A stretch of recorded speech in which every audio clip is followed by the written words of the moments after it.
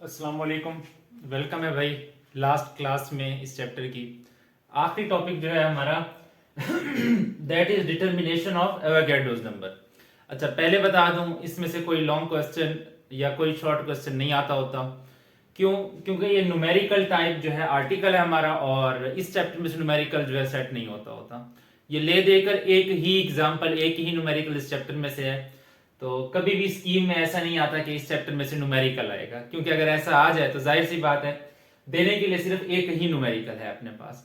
तो हो सकता है ये कभी कभार शॉर्ट में आ जाए, लेकिन या इसमें से एक दो कोई एमसीक्यूज बन जाए तो बन जाए, वरना जो है ये टॉपिक जो है ना एज सच जो है नहीं पूछा जाएगा। ठीक है, कंसेप्चुअल हवाले से इंपॉर्टेंट है तो इसीलिए बस तुमको पढ़ा रहे हैं। ठीक है, एवोगैड्रोस नंबर की डिटर्मिनेशन। ठीक है, बच्चों को अक्सर मसले मसाइल रहते हैं कि भाई ये जो एवोगैड्रोस नंबर है ये आया कहाँ से।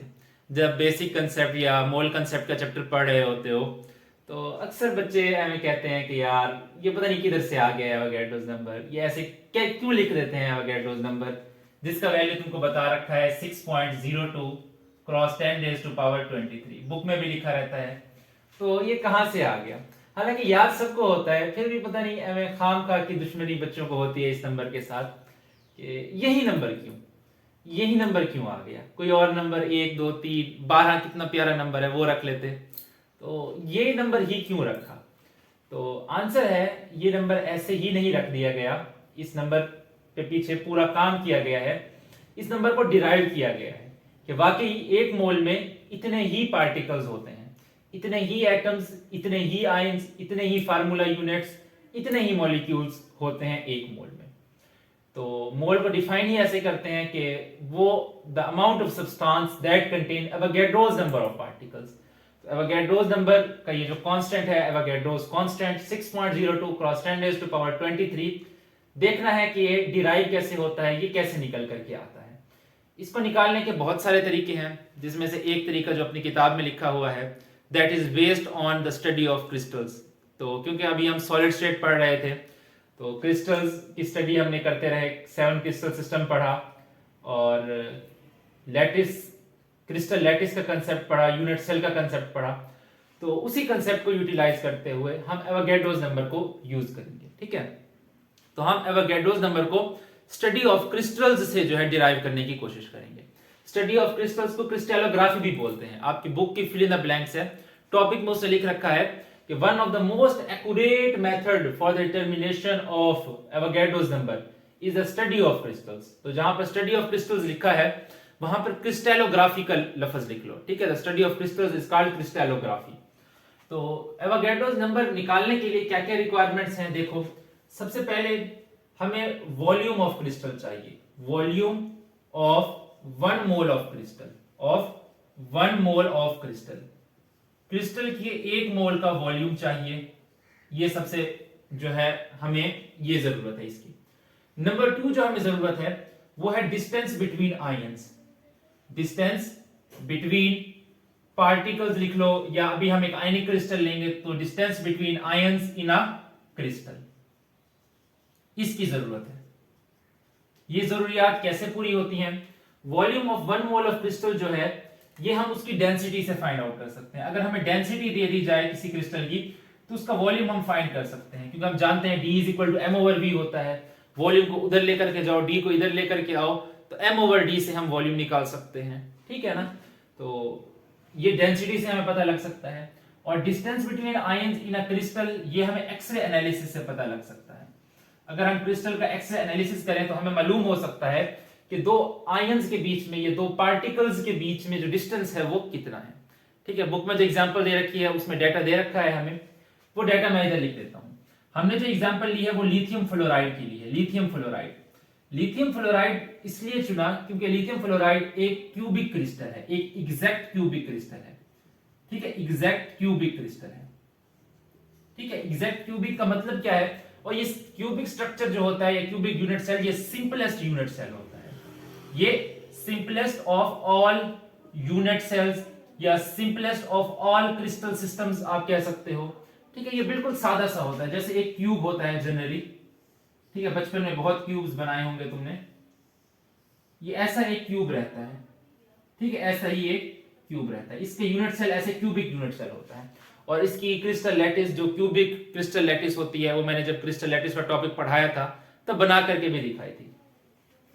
तो इसमें होता क्या है, हर कॉर्नर पर एक एक नेगेटिव, हर कॉर्नर पर एक एक नेगेटिव होता है, एक एक नेगेटिव या एक एक पॉजिटिव भी कंसीडर कर सकते हो। तो टोटल मिलाकर के 8 नेगेटिव और इनके बीच में 8 पॉजिटिव होते हैं, 8 पॉजिटिव भी होते हैं इन्हीं के बीच में, यहां पर ऐसे, ठीक है। ये ऐसे ऐसे जो है इनके बीच में फिर पॉजिटिव आयंस भी होते हैं, ठीक है। ये वाला जो पॉजिटिव है ये इन दो नेगेटिव के बीच में है, और ये वाला जो पॉजिटिव है ये इन दो नेगेटिव के बीच में है, ठीक है ना। तो इस तरह से एक सिंपल सा स्ट्रक्चर होता है। इसीलिए लिथियम फ्लोराइड को चुना, क्योंकि इसकी स्टडी जो है ये काफी इजी है। डाटा जो हमको दे रखा है वो इस सब को मिटाना पड़ेगा, फिर वो डाटा लिख करके हम अपना काम स्टार्ट कर सकते हैं। आइए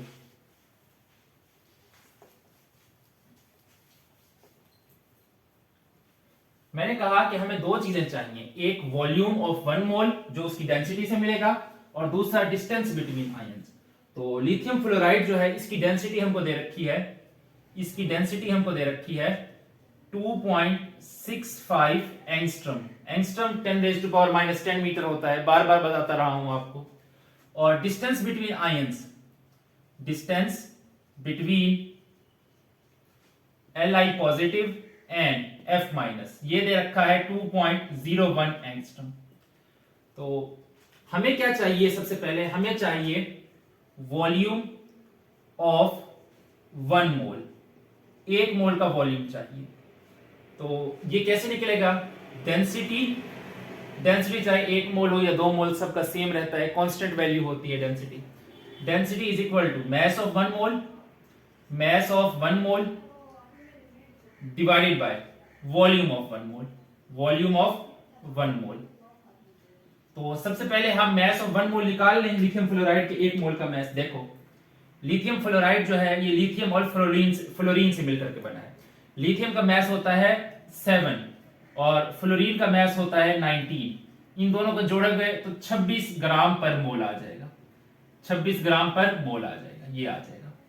ये जो इक्वेशन है इसमें वॉल्यूम को उठा करके उस तरफ ले जाओ, तो वॉल्यूम ऑफ 1 मोल ये बराबर आ जाएगा मास of 1 mole divided by density, ठीक है, डिवाइडेड बाय डेंसिटी। तो ये जो वॉल्यूम आएगा 1 मोल का, volume of 1 mole, mass of 1 मोल कितना है 26, डेंसिटी कितनी दे रखी है 2.65, 2.65।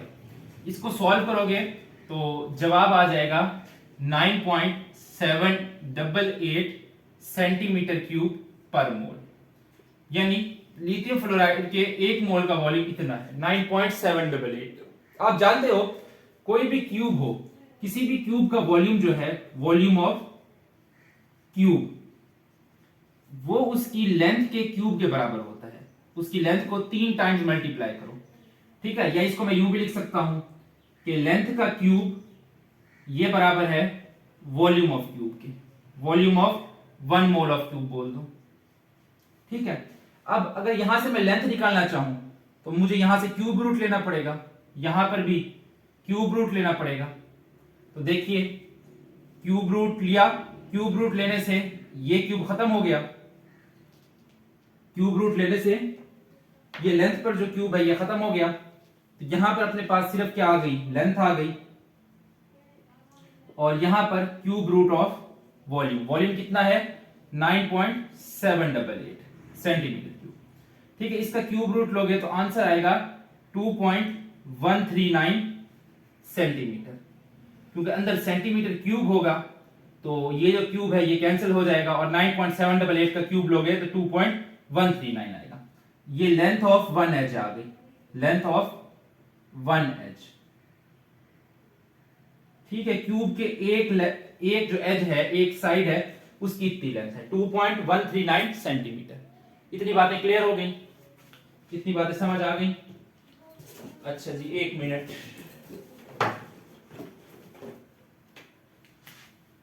एक मिनट,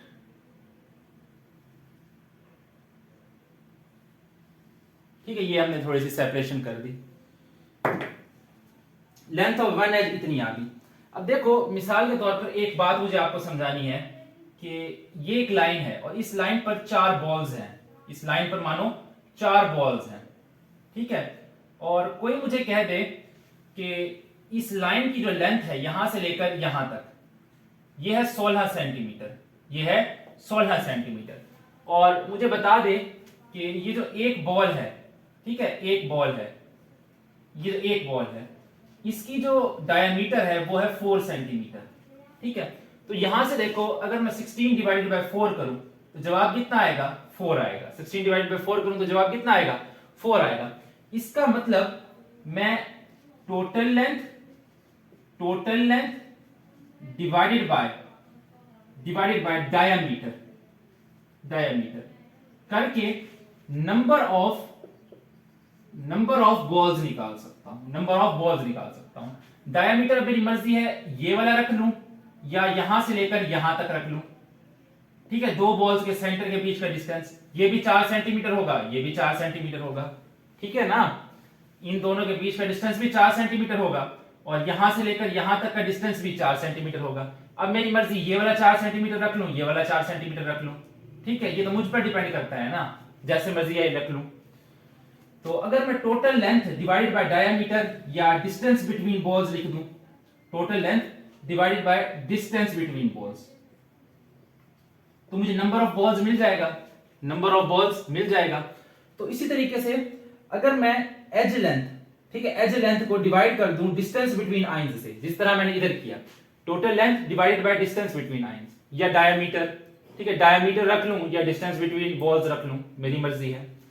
इसी तरीके से अगर ये लेंथ है इसको मैं डिवाइड कर दूं by the distance between ions, जो मुझको दे रखा है 2.01 एंगस्ट्रॉम, तो क्या मुझे नंबर ऑफ आयंस मिल जाएगा?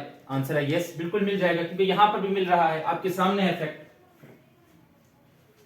तो ये कंसेप्ट बनाने के लिए मैंने पहले एक एग्जांपल दे दी, अब हम इसको सॉल्व कर लेते हैं। आइए, ये देखिए, अगर मुझे number of ions in one edge, एक एज में number of ions find out करना है, तो मुझे क्या करना पड़ेगा, इस लेंथ को ऊपर रखना पड़ेगा, इस लेंथ को ऊपर 2.139 सेंटीमीटर है तो क्रॉस 10 पावर -2 लगाऊंगा, मीटर आ जाएगा, ठीक, और divided by distance between ions, कितना है distance, 2.01 angstrom, 2.01 angstrom 10 raise to power -10 metre होता है। इसे सॉल्व करूंगा तो number of ions in one edge आएगा मेरे पास 1.064 cross 10 raise to power 8 ions. Calculator से सॉल्व कर लो, इतना आंसर आ जाएगा। क्लियर हो गया, ये स्टेप क्लियर है, समझ आ गया। नेक्स्ट देखो, अब ये देखो, ये जो नंबर ऑफ आयंस है ये एक एज में है, यानी ये जो पूरा क्यूब है, ठीक है, ये क्यूब तो यूनिट सेल है ना। हम बेसिकली जो number of ions find out कर रहे हैं ना, ये एक मोल में कर रहे हैं, एक मोल, उस क्रिस्टल का एक मोल लिया हुआ है, तो उसमें काफी सारे ढेर सारे यूनिट सेल्स होंगे, ठीक है। तो अभी समझाने के लिए मैंने सिर्फ एक यूनिट सेल ले लिया, ठीक है। एक यूनिट सेल में तो कम ही होंगे, जाहिर सी बात है, इतने नहीं होंगे। तो क्योंकि ये एक मोल है, हमने एक मोल का वॉल्यूम लेकर के काम किया, तो इसलिए ज्यादा आ रही हैं, इसमें ढेर सारे यूनिट सेल्स इकट्ठे होंगे, समझ आई बात की। तो ये देखो, अभी हमने क्या किया, सिर्फ एक एज का जो हमारे पास क्रिस्टल है, एक मोल का जो क्रिस्टल है अपने पास, उसकी सिर्फ एक एज में number of ions find out किए हैं, और वो ये इतने निकल कर आए हैं, ठीक है, वो इतने निकल करके आए हैं।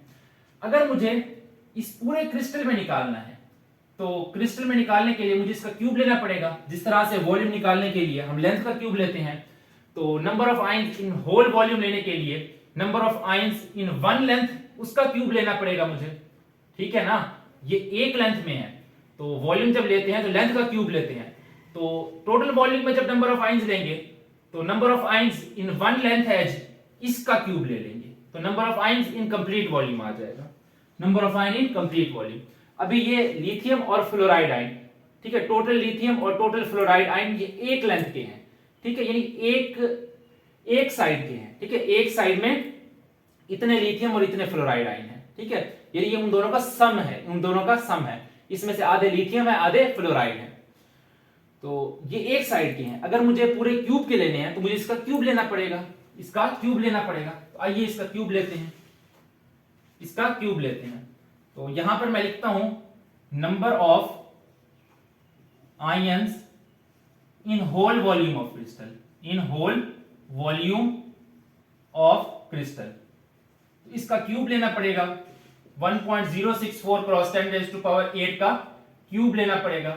इसका क्यूब लूंगा तो 1.204 क्रॉस 10⁻24 आएगा। तो हमारे पास number of lithium ions plus number of F minus ions, इन दोनों का सम कितना है? एक जो अपने पास 1 मोल वॉल्यूम है उसमें 1.204 क्रॉस 10⁻24 है। इतने आयंस हैं, ठीक है। लेकिन देखो लिथियम फ्लोराइड में एक लिथियम एक फ्लोराइड है, तो इसका मतलब इस क्रिस्टल में जितने लिथियम है उतने फ्लोराइड होंगे, जितने लिथियम है उतने फ्लोराइड होंगे। तो इसमें से आधे जो है लिथियम होंगे, आधे फ्लोराइड होंगे। तो मैं लिख सकता हूं number of Li positive is equal to number of F minus, और आधे क्या होंगे? Li पॉजिटिव, आधे क्या होंगे? F minus. तो 1.204 क्रॉस 10⁻24 को 2 से डिवाइड करना पड़ेगा। जब इसको 2 से डिवाइड करूंगा तो number of Li positive ions जो के बराबर है F माइनस आयंस के, वो कितने आएंगे? 6.02 क्रॉस 10⁻23। ये आ गया अपने पास एवोगैड्रोस नंबर।